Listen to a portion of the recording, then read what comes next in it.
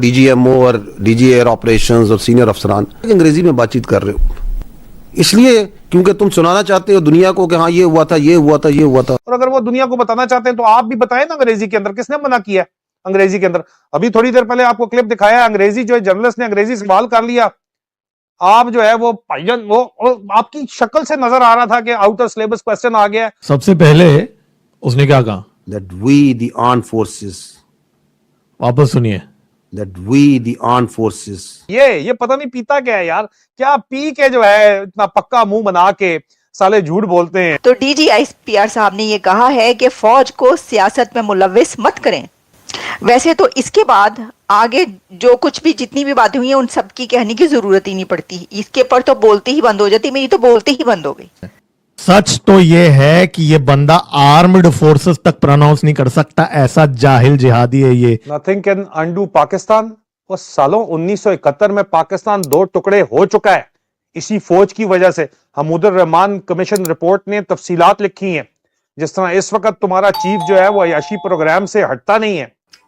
वो ये है कि एक तो क्वाडकॉप्टर अटैक हुआ रात को वाना में, 4 लोग अपनी जानों से गए। इसका बाप टेररिस्ट था ना, यूनाइटेड नेशंस डेसिग्नेटेड टेररिस्ट था।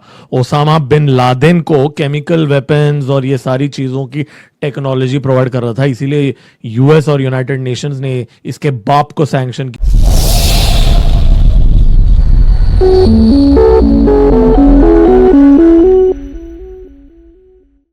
डीजीएमओ और डीजी एयर ऑपरेशंस और सीनियर अफसरान अंग्रेजी में बातचीत कर रहे हो, इसलिए क्योंकि तुम सुनाना चाहते हो दुनिया को कि हाँ ये हुआ था, ये हुआ था, ये हुआ था। और अगर वो दुनिया को बताना चाहते हैं तो आप भी बताएं ना अंग्रेजी के अंदर, किसने मना किया है अंग्रेजी के अंदर? अभी थोड़ी देर पहले आपको क्लिप दिखाया, अंग्रेजी जो है जर्नलिस्ट ने अंग्रेजी सवाल कर लिया। आप जो है वो भाईजान वो आपकी शक्ल से नजर आ रहा था कि आउट ऑफ सिलेबस क्वेश्चन आ गया है। सबसे पहले उसने क्या कहा, that we the armed forces, वापस सुनिए, that we the armed forces. ये पता नहीं पीता क्या है यार, क्या पी के जो है इतना पक्का मुंह बना के साले झूठ बोलते हैं। तो डीजीआईपीआर साहब ने ये कहा है कि फौज को सियासत में मुलविस मत करें। वैसे तो इसके बाद आगे जो कुछ भी जितनी भी बातें हुई हैं उन सब की कहने की जरूरत ही नहीं पड़ती, इसके पर तो बोलती ही बंद हो जाती, मेरी तो बोलती ही बंद हो गई। सच तो ये है कि ये बंदा आर्म्ड फोर्सेस तक प्रोनाउंस नहीं कर सकता, ऐसा जाहिल जिहादी है ये। Nothing can undo Pakistan.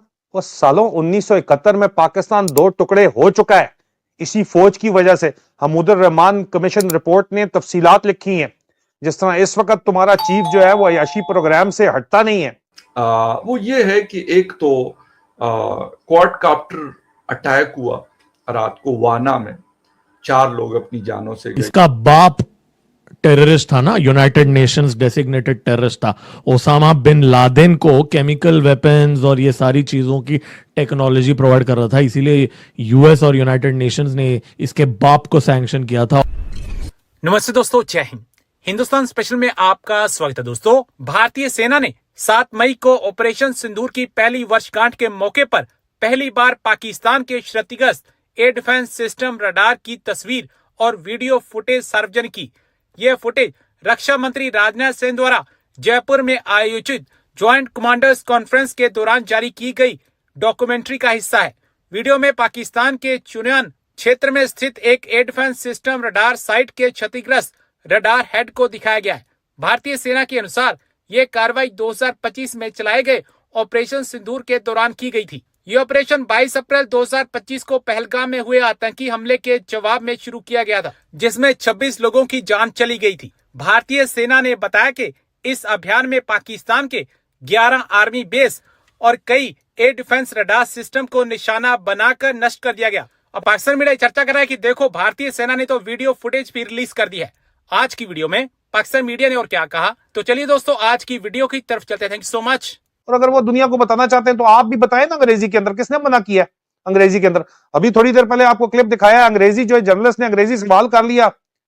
आप जो है वो भाईजान वो आपकी शक्ल से नजर आ रहा था कि आउट ऑफ सिलेबस क्वेश्चन आ गया है, आपसे संभाला नहीं जाता।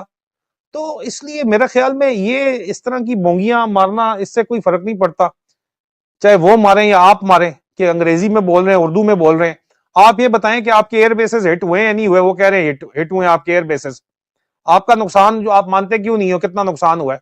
आप हमें सिर्फ एक साइड ऑफ स्टोरी क्यों बता रहे हो? दोनों साइड ऑफ स्टोरी बताओ ना, हमें तो पता चले कि असल कहानी क्या है। दिल्ली में आपने खबरें सुनी होगी, चनाब के अंदर पानी जो है वो रोक रहा है। तो अगर ये पानी को रोका जाता है तो इसके हवाले से हमारी क्या स्ट्रेटजी है, क्या लाएअमल है? यहाँ पे बात कर रहे हैं कि जनाब पाकिस्तान में फौज सियासत में उसका तल्लक नहीं है। आप बता दो यार, अवामी पोस्टमार्टम हो रहा है, कमेंट्स के अंदर बता दो कि जी पाकिस्तान के अंदर जो है वो फौज का सियासत से कोई तल्लक नहीं है, भारत के अंदर है वो, वहां पे में नजर आ रहा है। यार this is nonsense beyond any imagination.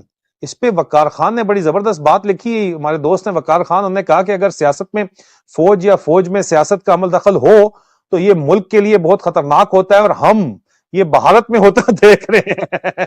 DGISPR का मार्का हक के 1 साल मुकम्मल होने पर खिताब, ये वाला एतमाद चाहिए, ये वाला, ये पता नहीं पीता क्या है यार, क्या पी के जो है इतना पक्का मुंह बना के साले झूठ बोलते सबसे हैं। पहले उसने क्या कहा, that we the armed forces, वापस सुनिए।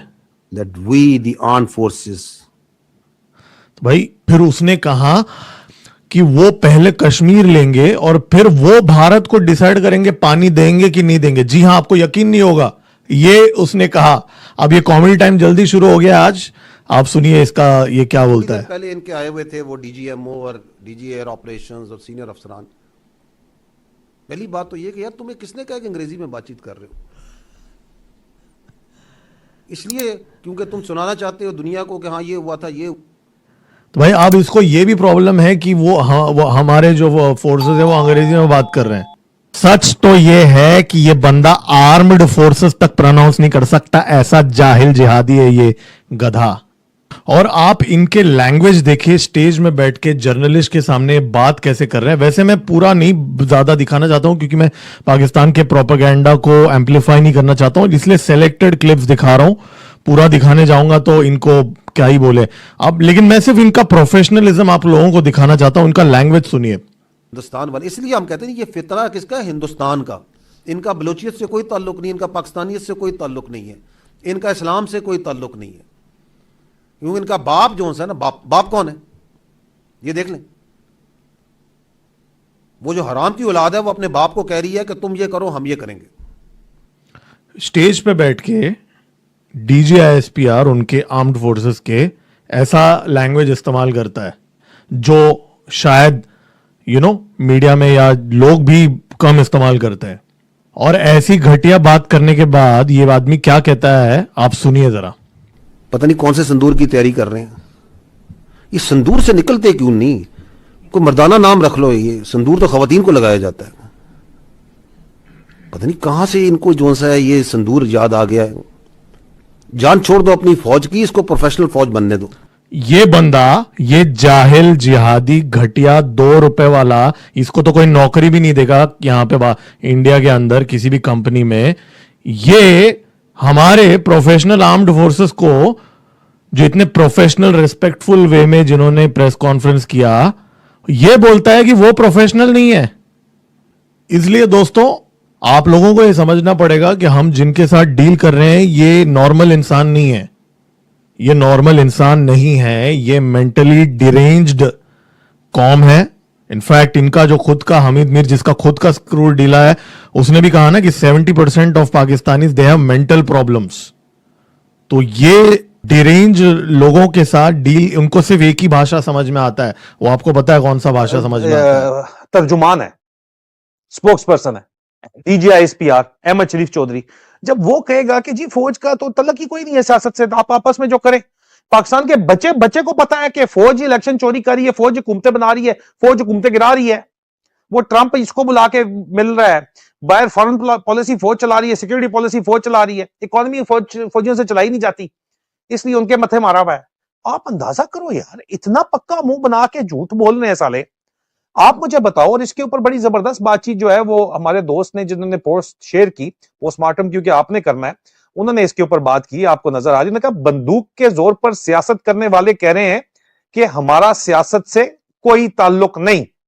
आप अंदाजा करें यार, इन लोगों को कोई शर्म हया है ही नहीं सिरे से।